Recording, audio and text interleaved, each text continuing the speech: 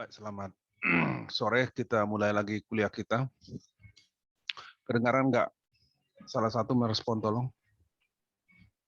Dengar Pak. Kelihatan nggak paparannya? Kelihatan, Pak. Kelihatan, Pak.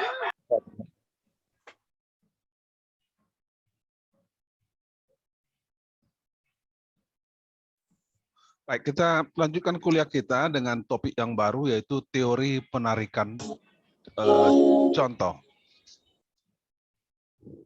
Itu musik kedengaran nggak ya? Dengar Pak. Ada orang di depan rumah ini yang menghidupkan alat musiknya. Sedang mencoba barangkali, jadi padahal itu ada 40 meter, kuat sekali dibuat, tapi nggak apa-apa lah ya. Anggap aja sebagai hiburan aja, kita nggak bisa berhentikan dia. Pokoknya yang penting adalah paparan saya kelihatan dan kedengaran suara saya. Gita, kedengaran ya? Dengar, Pak. Kita lanjutkan kuliah kita itu dengan teori penarikan contoh. Di buku bisa dilihat mulai halaman 205. Ya, mulai dari halaman 205. Ya, mulai dari halaman 205. Ada sedikit komplikasi dalam teori penarikan contoh ini. Oleh karena itu saya akan mulai dari jadi bagian dari 81, 85 itu sampai dengan 85 itu kita bicarakan minggu depan. Dan sekarang kita masuk pada teknik penarikan contoh. Itu ada di halaman 231. Buka bukunya masing-masing di depannya. Teknik penarikan contoh di halaman 231. Nah, ini tentu berbicara tentang bagaimana cara kita menarik contoh dari suatu populasi. Ada suatu populasi, kita ingin tahu karakter dari ciri-ciri dari informasi dari populasi ini. Jadi kita tarik contoh dari antara populasi itu.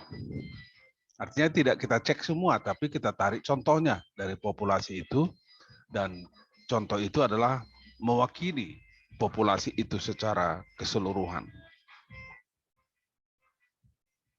Beberapa teknik bisa dilakukan, ya. Misalnya seperti di halaman 233, 232. Coba lihat, itu disebut penarikan contoh sistematik. Ya, penarikan contoh sistematik. Coba bacakan dulu, Gita, apa yang dimaksud dengan definisi penarikan contoh sistematik. Definisi penarikan contoh sistematik. Mengambil setiap unsur K dalam populasi untuk dijadikan contoh dengan titik awal ditentukan secara acak di antara K unsur yang pertama. Ya, terima kasih, Gita. Itulah pengertiannya. Ya, itulah pengertiannya. Jadi kita ambil secara acak, secara sistematis. Ada keunggulan dan ada kelemahannya. Di dalam buku itu juga disebut ada keunggulan dan ada kelemahannya.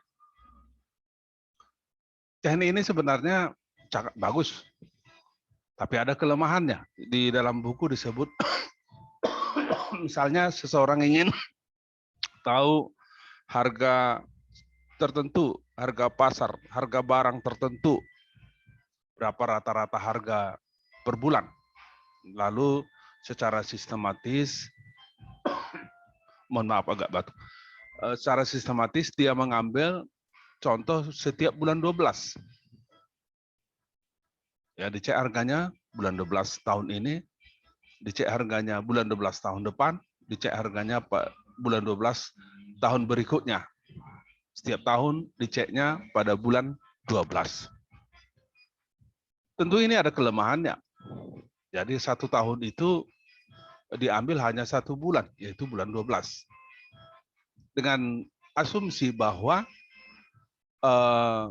rata-rata harga bulan 12 itu sama dengan rata-rata harga pada bulan-bulan lainnya, Januari, Februari, sampai dengan November.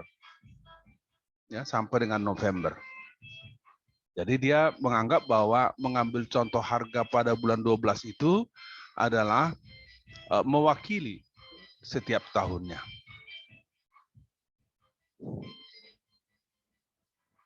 Tentu ini tidak selalu tepat, karena kadang-kadang perilaku pasar itu tidak sama pada bulan 12 dengan bulan Januari. Apalagi misalnya kalau yang mau dicek itu harga bahan pokok. Tentu bulan 12 itu jauh berbeda dengan harga pada bulan-bulan Februari misalnya, karena bulan Desember itu adalah bulan-bulan di mana orang akan berbelanja banyak karena kebutuhan tahun baru, Natal dan tahun baru bagi orang-orang Kristen. Bagi orang Kristen. Jadi jadi kekurangan di sini adalah dia mengasumsikan sama harga itu sepanjang bulan pada tahun itu. Sehingga diambil juga secara sistematik bulan 12 tahun berikutnya. Begitu. Untuk mewakili tahun berikutnya. Tahun berikutnya juga bulan 12. Nah, begitu. Nah, yang pasti bahwa bagusnya di sini adalah positifnya adalah bahwa dia mengambil pada bulan yang sama secara sistematis. Sebenarnya kalau diasumsikan tidak sama harga-harga itu pada setiap bulan, sebenarnya dia sedang membandingkan, ya, sedang menarik contoh dari sekumpulan harga pada bulan Desember. Sekumpulan harga, contoh dari sekumpulan harga, populasi harga pada bulan Desember. Tapi yang pasti yang mau kita katakan di sini pada pengertian ini adalah bahwa secara sistematis dia mengambil suatu contoh acak dari suatu populasi. Oke. Berikutnya adalah penarikan contoh acak berlapis. Bacakan dulu Tania.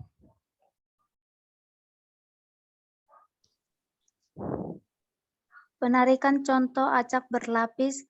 Penarikan contoh acak berlapis mengambil contoh acak sederhana dari setiap lapisan populasi. Ya, berlapis. Sering juga orang mengistilahkan ini proporsional. Secara proporsi dari lapis. Ya, dari lapis. Nah, di AGB kan Ibu kan dosen AGB, saya sering juga mendengar bagaimana mereka seminar gitu ya. Sering mereka menggunakan penarikan contoh itu berlapis seperti ini. Ya, berlapis secara proporsional, seimbang, ya. Ya, ada cara yang lain ya, cara proporsional saya katakan seimbang. Jadi berapa banyak diambil. Jadi artinya berlapis itu adalah ada strata yang dibuat, lalu pada setiap strata itu diambil sejumlah tertentu. Nah, berapa jumlahnya itu ditentukan secara proporsional, secara seimbang. Sebagai contoh, ya, dalil 87. Coba bacakan dulu Sri. Sri Rohtavia Sigiro. Dalil 8.7. Sri.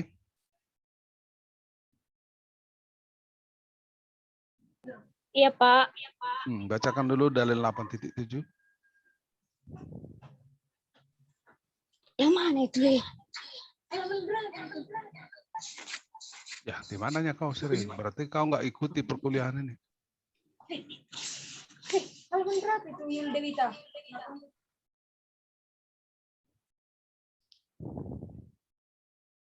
Nah, itulah kalau ditutup videonya ya. Ya lari-lari dia.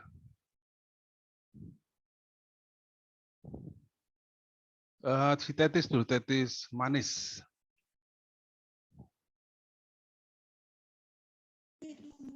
Iya, Pak.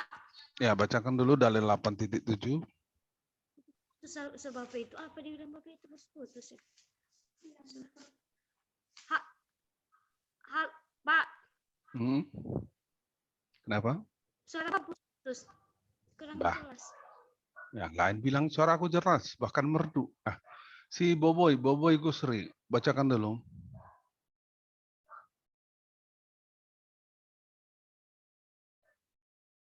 Boboy Gusri.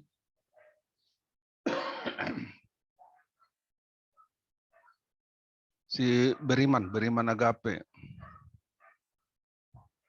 Ya, Pak. Hmm. Ukuran contoh bagi alokasi sebanding.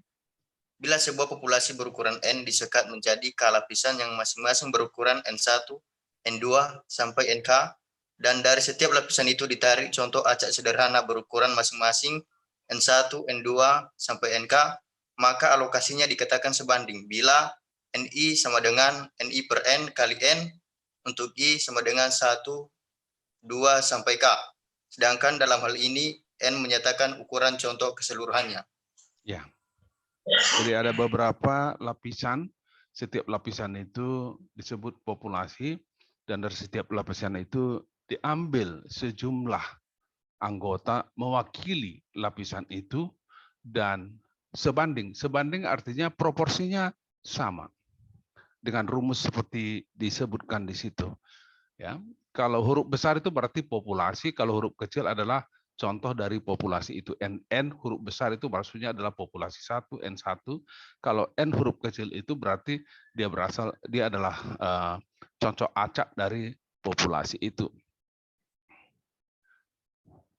Oke. Jadi kalau sebanding itu tadi ya kita dapat menuliskan di bawah setelah dibaca adik tadi NI dibagi NI. NI dalam artian perbandingan ini ya. N huruf kecil I dibagi dengan N huruf kecil I. Artinya yang diambil dari populasi NI itu sama dengan jumlah dari keseluruhan N dibagi dengan N huruf besar. Teladan 11 coba dulu bacakan dulu. Tetis Manis sudah dengar? Atau enggak ada buku Tetis? Ada, Pak. Oke, bacakanlah dulu teladan 11 itu supaya lebih jelas ini. Teladan 11. Halaman 233.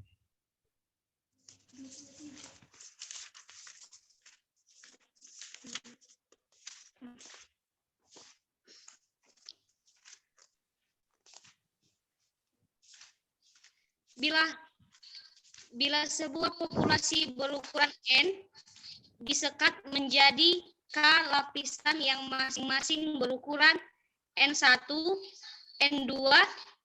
Bukan itu lagi. Teladan 11. Teladan 11.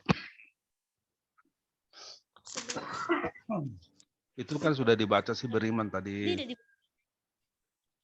Beda di buku kita ya. Kenapa beda? Bukan, itu yang kau baca itu dalil. Atau siapa dulu membacanya? Siapa ini cewek ini? Yul.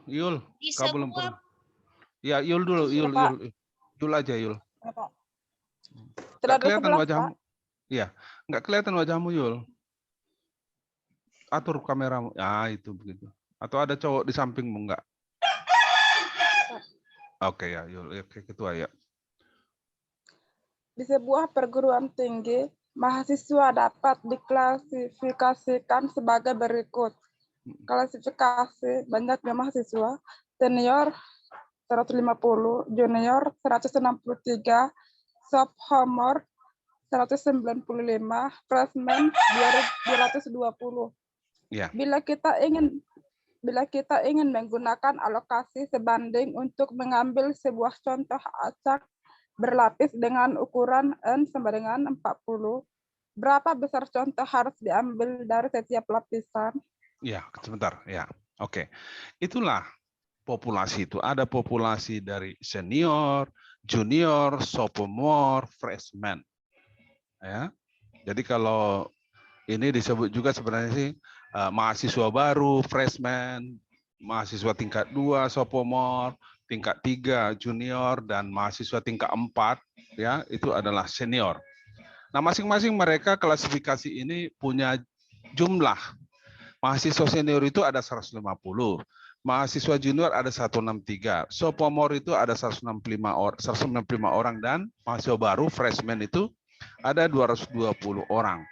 Nah, sekarang dia mau diambil contoh berlapis dengan ukuran N sama dengan 40.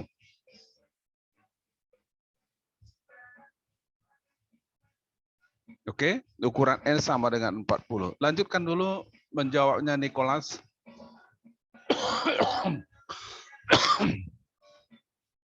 Nicholas. Hidupkan mikrofonmu ya.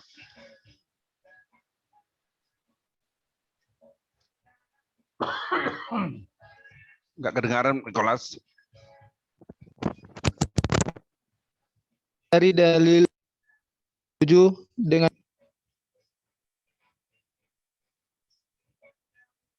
sama dengan 160.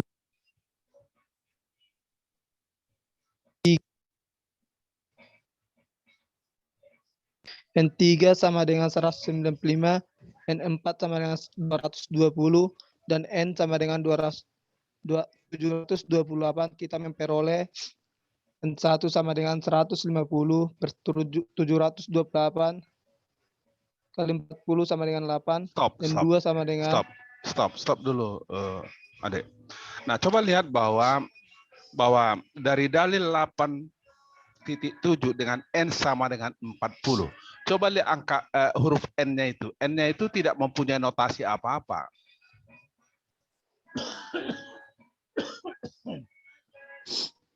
Ya, itu tidak mempunyai notasi apa-apa. Berarti N itu yang dimaksud adalah dari populasi secara keseluruhan. Ya, dari populasi secara keseluruhan. Berapakah jumlah populasi secara keseluruhan? Marta? Marta, berapa populasi secara keseluruhan?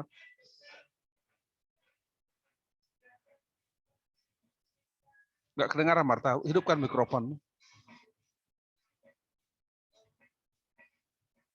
Hidupkan mikrofon, Marta. 728, Pak. Dari mana itu diperoleh?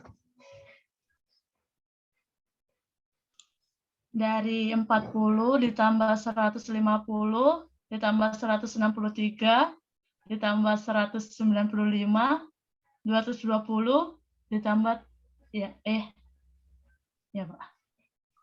Saya kira kau salah. Coba Dimas, dari mana itu berapakah jumlah populasi dari keseluruhan?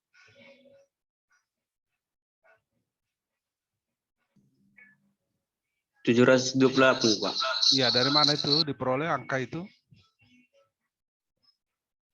N1 tambah N2 ditambah N3 tambah N4. Iya, berapa tambah berapa? 40 ditambah 150 ditambah 163 dan ditambah... Salah. Astita. Kalau disebut 728 itu sudah benar, cuman itu diperoleh dari mana? Astita, coba.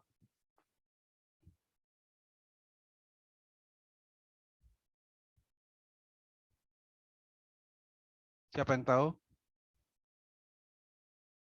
Saya, Pak. Ya, silakan. Siapa namamu, NPM? Nama Sarah Simanjuntak, NPM 207200111, Pak. Ya, silakan.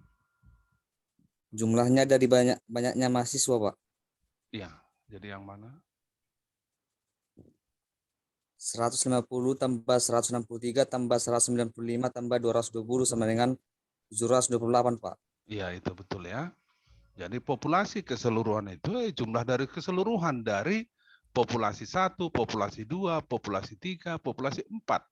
Yaitu 150 tambah 163 tambah 195 tambah 220. Nah, dari keseluruhan populasi itu mau diambil 40. Makanya N huruf kecil di situ tidak ada notasinya. Ya, tidak ada notasinya. Mau diambil 40. Jadi berapakah sumbangan dari 40 itu berapa banyak yang diambil dari senior?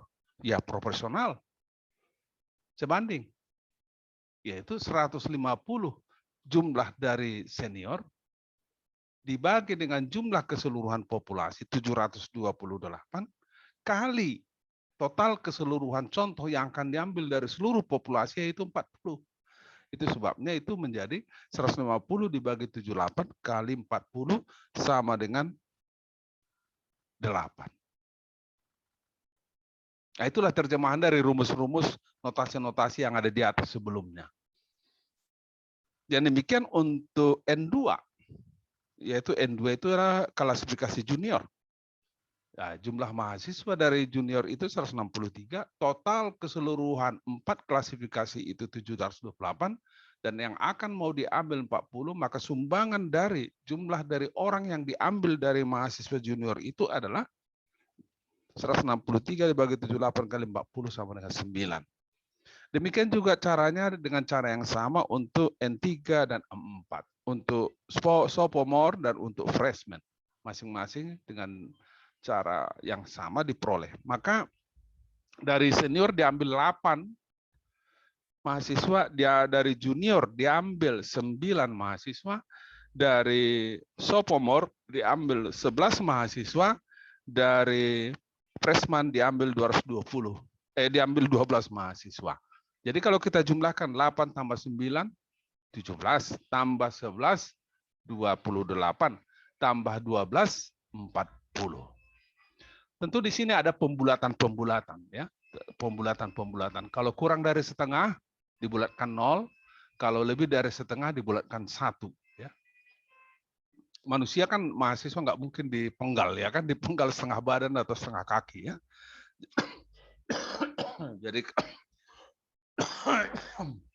Jadi kasus seperti ini bisa terjadi pembulatan. Itu dia yang secara sebanding itu. Nah, ada juga cara yang lain, bukan cara yang lain, bagian daripada ini sebenarnya, ya. Bagian daripada teknik ini, yaitu penarikan contoh gerombol. Bacakan dulu siapa ini? Nicholas.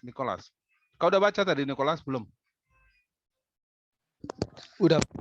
Oh, siapa Yang yang mau jawaban baca? dari 8, Pak. Ya, siapa yang mau baca?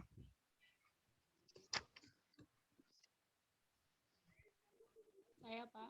Ya, silakan. Siapa namamu? Salma, Pak.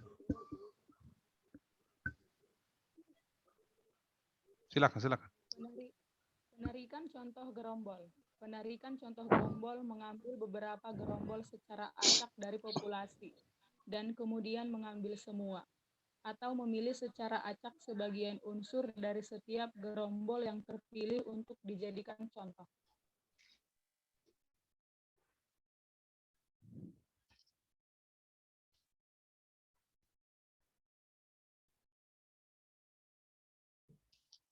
Oke. Ya, bahasa lain dari gerombol sebenarnya grup, kelompok. Ya, kelompok. Lebih dari satu itu maksudnya. Secara gerombol. Dalam contoh dalam buku dijelaskan. Misalnya ada pengiriman suku cadang terdiri atas 5.000 kotak. Dikirim suku cadang mobil misalnya atau suku cadang sepeda motor sebanyak 5.000 kotak. Nah, setiap kotak itu berisi 10 bahan. Nah, dalam kasus ini disebut pompa bahan bakar. Jadi ada 5.000 kotak, lalu setiap kotak itu mengandung 10 pompa bahan bakar. Yang mau diuji adalah, mau diperiksa adalah 100 pompa secara acak. Tentu saja tidak mungkin 5.000 kotak itu dibuka.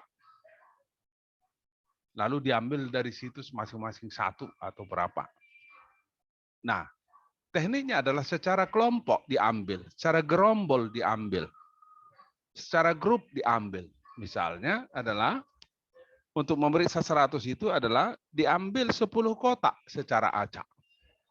Jadi dari 5.000 kotak itu diambil secara acak 10 kotak. Nah, kalau 10 kotak kan masing-masing kotak tadi ada 10 pompa bahan bakar kan sudah 100. Ya kan? Nah, diperiksalah satu persatu itu bagaimana keadaannya. Berarti 100 pompa air sudah diperiksa. Bisa juga diambil 50 kotak.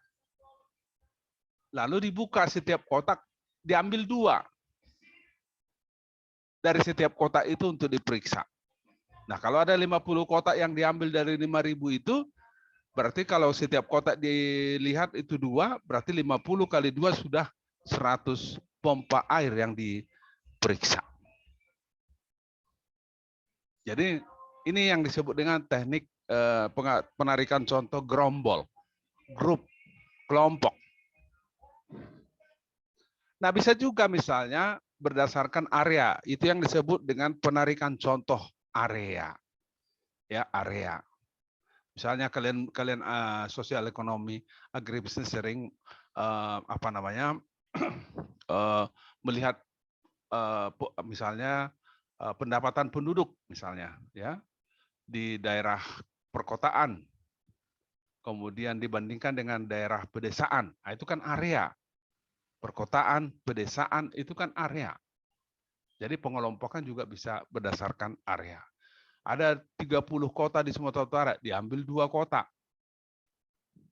Ada sekian ratus desa sekian ribu desa di Sumatera Utara, diambil berapa? Kalau proporsional tadi kan tinggal membandingkan saja, ya kan, berapa dari kota diambil per jumlah kota itu dan seterusnya. Dia mau tarik berapa contoh sebanding kalau dia ingin proporsional. Baik, itulah kuliah kita hari ini. Ya, itulah kuliah kita hari ini. Jadi sekali lagi yang terakhir ini mengenai gerombol. Jadi diambil per grup, boleh kota juga diambil per grup, boleh desa juga diambil per grup, tergantung pendefinisian apa yang mau dibandingkan. Ya, apa yang mau dibandingkan. Dan karena itu ada perbandingannya area, ya tentu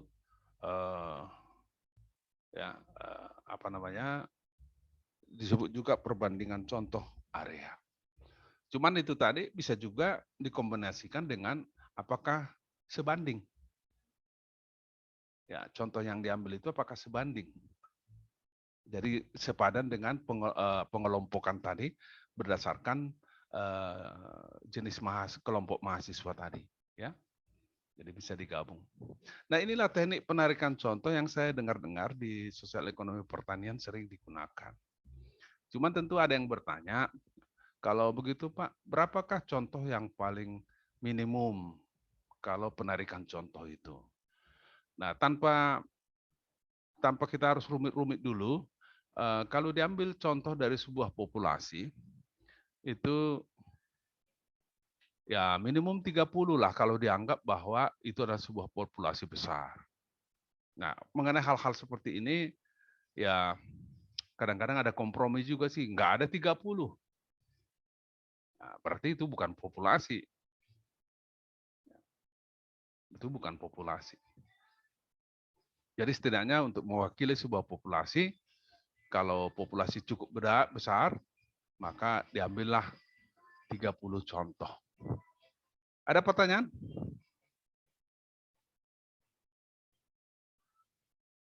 Kalau tidak ada pertanyaan, saya mau ngambil absensinya dulu. Tolong dibuka Zoom-nya masing-masing, videonya.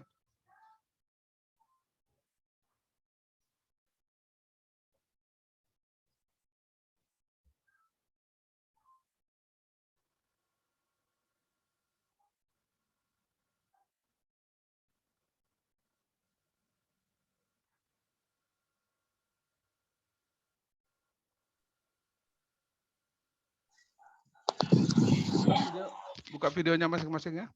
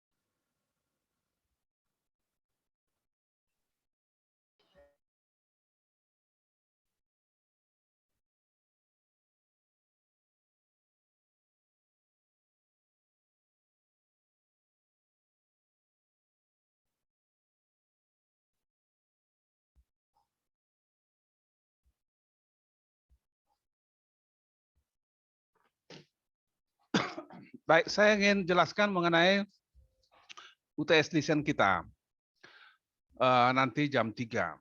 Yang pertama adalah mahasiswa yang kemarin itu tidak ikut UTS, dia akan memperoleh nilai 0 pada UTS lisan ini. Artinya juga bahwa keabsahan seseorang itu ikut UTS itu adalah UTS yang lalu, yang resmi itu, yang UTS tertulis itu. Oke. Yang kedua, nanti waktu jam 3 kalian sudah antri, ya. Nanti akan saya admit satu-satu orang. Misalnya saya admit sisi Tania misalnya. Lalu saya tanya. Lalu kemudian setelah selesai dia harus keluar. Ya. Lalu saya admit lagi yang lain, misalnya si Nicholas, saya tanya jawab, dia keluar gitu. Jadi kalau saya admit seseorang, lalu kemudian dia tidak menjawab, dia tidak merespon, itu saya kasih nilai 0 karena itu kesempatannya sudah tidak digunakannya. Jadi standby di situ, kalau betul-betul kau di situ. Jangan seperti kawan kita yang tadi ku panggil nggak ada di situ dia. Rupanya dia entah kemana-mana, nggak didengarnya sama sekali. Halaman berapapun kita pelajari tadi, dia nggak tahu. Nah, nanti kalau yang seperti itu, 3 kali saya panggil, dia tidak menjawab, maka dan tidak membuka videonya dan tidak ada respon kalimatnya, itu saya anggap dia setelah gagal menggunakan haknya. Maka nilainya langsung saya catat 0. Tidak ada kesempatan lain. Jadi standby lah di sana. Bahan yang saya tanya itu semua bahan yang sudah pernah kita pelajari. Kecuali hari ini, tidak termasuk hari ini. Nah mungkin nanti tidak semua sempat, karena kita akan lanjutkan minggu depan. Tapi yang pasti setiap orang harus standby. Saya akan pilih secara acak. Oke. Ada pertanyaan untuk ujian nanti jam 3? Tidak. Oke, baik. Terima kasih atas perhatian kalian. Persiapkan diri baik-baik ya. Salam sehat. Saya akhiri, saya tutup. Nanti akan saya rekam. Waktu ujian nanti saya rekam ya. Ini juga sekarang sudah saya rekam. Selamat siang.